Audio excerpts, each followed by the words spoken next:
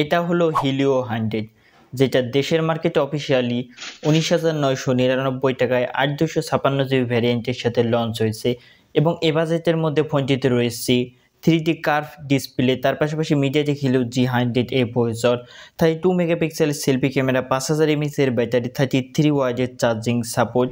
এই সকল বিষয়গুলো এই ফোনটিতে আপনারা পাচ্ছেন এবং এগুলো এই ফোনটির ভালো দিক।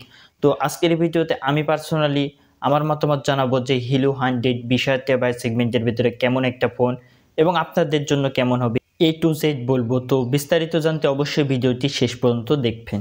প্রথমে আমরা জানবো ফোনটির বক্স কন্টেন্ট নিয়ে। তো ফোনটির বক্সের ভিতরে আপনারা একটি ইয়ারফোন পেয়ে যাচ্ছেন, যেটা ভালো বিষয়। বর্তমানে তো অনেক ব্র্যান্ড ফোনের ভিতরে চার্জারই দেয় না, ইয়ারফোন তো দূরের বিষয়, তো এটি একটি ভালো বিষয়। বাদবাকি এখানে Type-C to Type-C একটি USB কেবল পেয়ে যাচ্ছেন, 33 ওয়াটের চার্জার, সিম ইজেক্টর পিন, ইউজার ম্যানুয়াল এবং কাঙ্ক্ষিত ফোনটি পেয়ে যাচ্ছেন।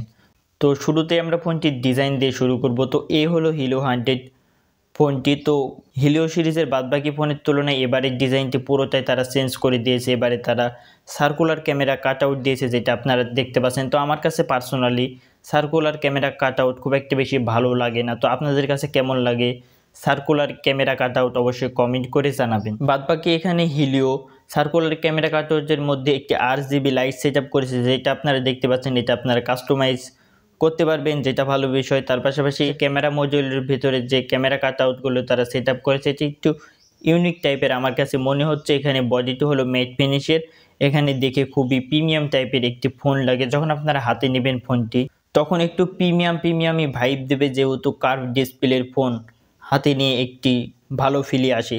এই ফোনটি মোট দুটো কালারই পাওয়া যাবে, একটি হলো কসমিক গোল্ড এবং আরেকটি হলো সুপারনোভা ব্লু। তো দুটো কালারই এখানে যথেষ্ট ভালো আমার কাছে মনে হয়েছে।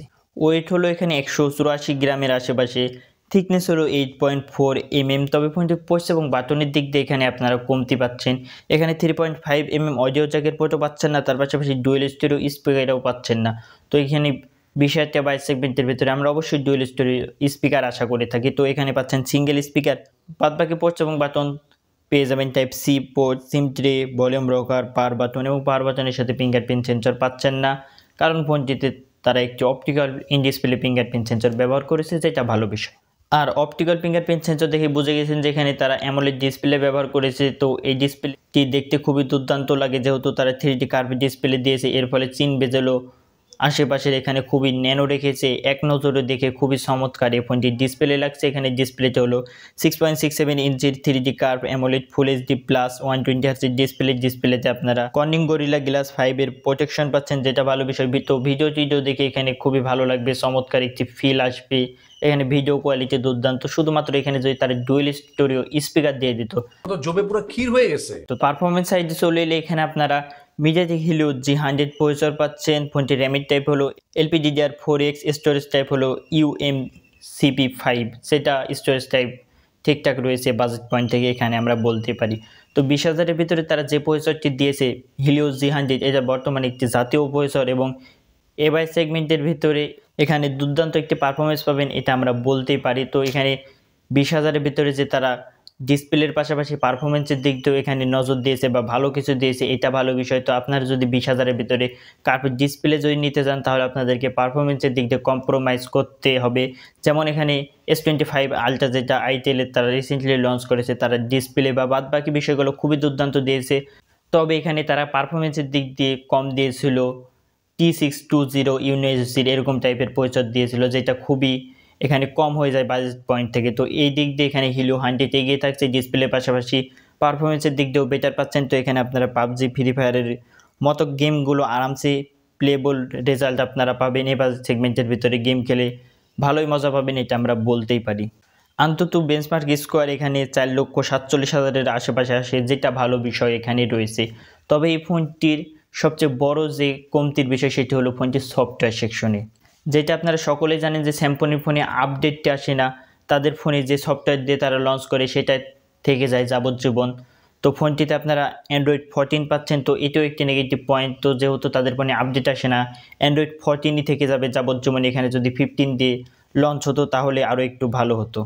তো আপনারা যারা স্যামসংয়ের ইউজার রয়েছেন তারা অবশ্যই কমেন্টে জানাবেন যে আপনারা ফোন কেনার পরে কি কোনো আপডেট এসেছে কিনা, এতে করে যারা নতুন ইউজার রয়েছে বা এই ফোনটি কেনার চিন্তা ভাবনা করছে তাদের জন্য ডিসিশন নিতে একটু বেশি ভালো হবে।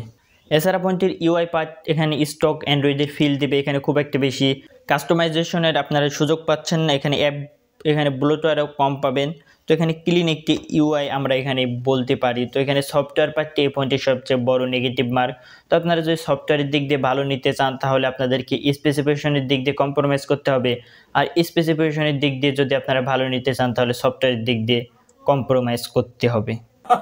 এটাই বাস্তব। ব্যাটারি এখানে আপনারা 5000 mAh পাচ্ছেন, তার সাথে 33 ওয়াটের চার্জিং সাপোর্ট পাচ্ছেন, যেটাই স্ট্যান্ডার্ড। এখানে বলতে পারি কানেক্টিভিটির ক্ষেত্রে এখানে ওয়াইফাই, ব্লুটুথ, FM রেডিও পেয়ে যাচ্ছেন। NFC এখানে পাচ্ছেন না, আয়ার ব্লাস্টারও পাচ্ছেন না, যেটা আমরা বর্তমান সময় দেখতে পাচ্ছি যে 12 থেকে 13,000 টাকা প্রাইস সেগমেন্টের ভিতরে আয়ার ব্লাস্টার দিচ্ছে। তো এটি একটি কাজের জিনিস, যদি দেয় তাহলে এখানে ভালো হয়ে থাকে। আরেকটি জিনিস পোস্ট এবং বাটনের ক্ষেত্রে আমি বলতে ভুলে গেছি, এই ফোনটিতে আপনারা সেকেন্ডারি নয়েজ ক্যান্সেলেশন মাইকটি পাচ্ছেন, যেটা এখানে ভালো বিষয় রয়েছে।